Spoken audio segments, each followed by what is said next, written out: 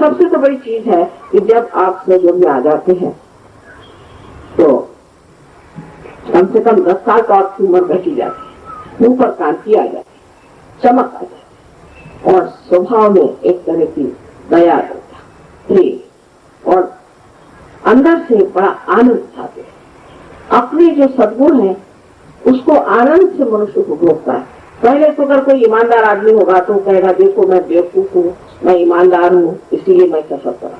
फिर वो कहता कि नहीं मैं ईमानदार हूँ, कितनी मजे की चीज है और सब लोग हो जाए तो बड़ा अच्छा। उसके एकदम जो जीवन की तरफ उसकी जो दृष्टि है, उसका जो एटीट्यूड है वो एकदम बदल जाता है और उसकी जो प्रायोरिटीज है, उसके जो मूल्यांकन है वो बदल जाता है और वो एक दूसरे ही तरह का आदमी हो जाता है।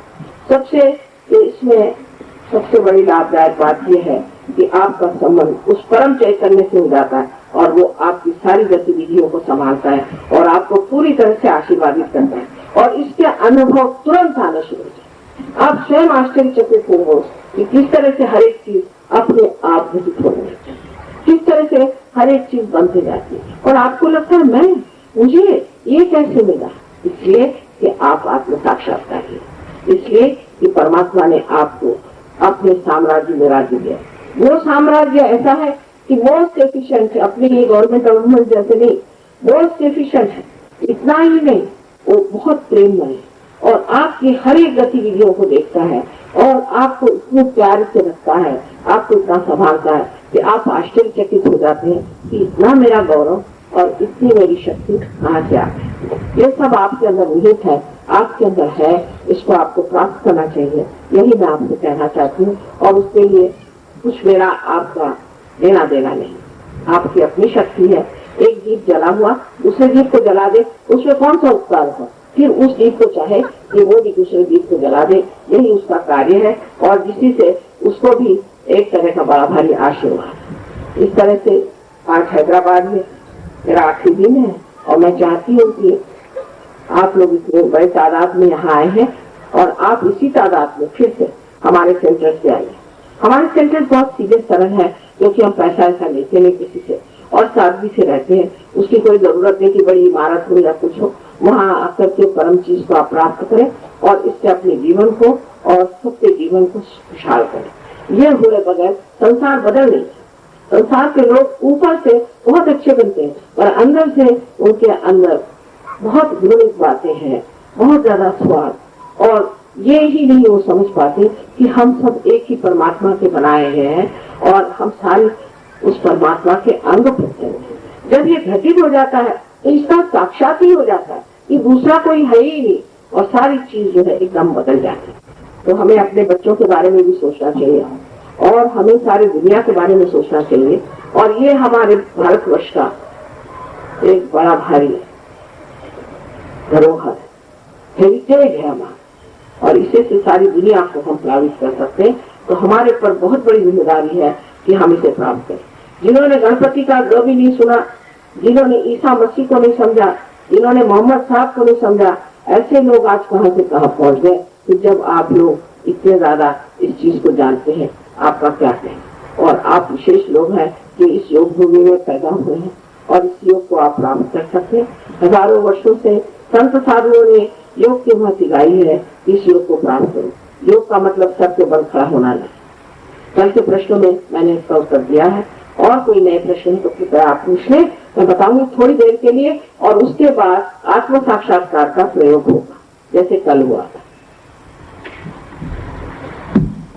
अपनी उम्र के 62-63 साल तक मुझे चश्मे की जरूरत नहीं थी पर इससे भी ज्यादा पावरफुल, बहुत पावरफुल ऐसे मेरे ऊपर लाइट्स छोड़ते हैं क्योंकि ये लोग इस तरह वो आप जान रहे हैं इस तरह के 3 कैमरास मेरे ऊपर लगा करके और मेरे वो लोग टेप्स बना रहे हैं। मैंने कहा भाई टेप्स क्या तो बना रहे, नहीं कहने लगे कि माँ आपके बाद लोग दुनिया देखेगी क्या है।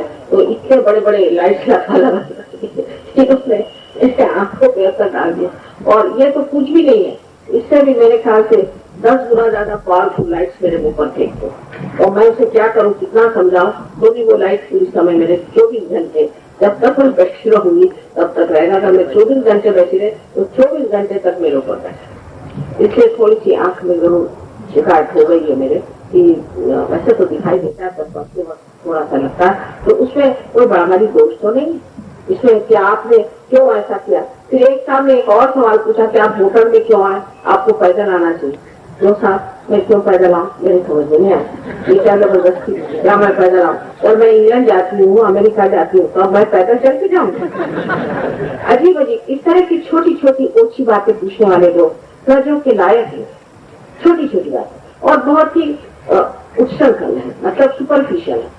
जैसे कि एक साहब ने कहा कि आप वहाँ बैठे थे और आपको चारों तरफ फूल थे लगाए इन लोगों ने, क्या हर्ष है, तब मुझे फूलों का शौक है, इसमें कोई हर्ष है, समझ में नहीं आता। दुनिया में लोग जब कोई आदमी परमात्मा की बात करता है तो वो सोचता है कि वो बस एक लकड़ी से ऐसा लकड़ी पे खड़ा हो जिंदगी भर के, ऐसा नहीं हो। जो आदमी इस तरह से सोचता है उसको बिल्कुल परमात्मा के बारे में कल्पना है।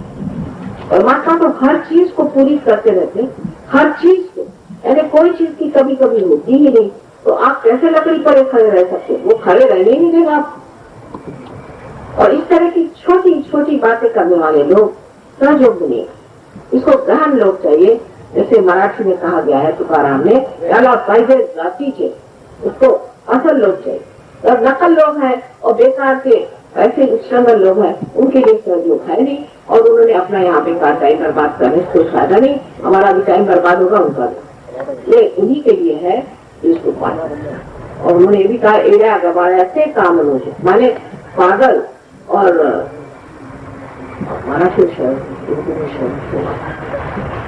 मैंने हवलत आदमी के लिए काम नहीं, हवलत शब्द है उसके लिए, ऐसे लोगों के लिए सहयोग नहीं।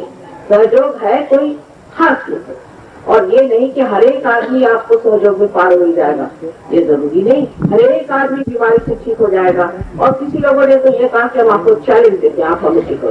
चैलेंज क्या था, मैं आपसे पैसा कभी नहीं ले रही, कुछ नहीं ले रहे, अब किस चीज का challenge.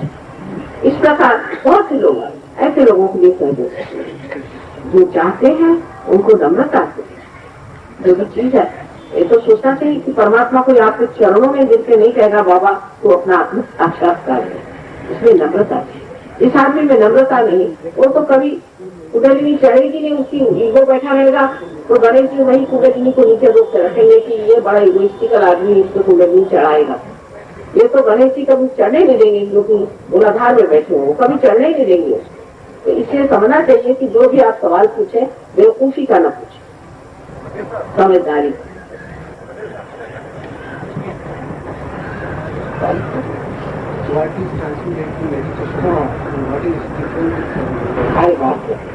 This is a nice question. Transcendental meditation. All right, I don't mind.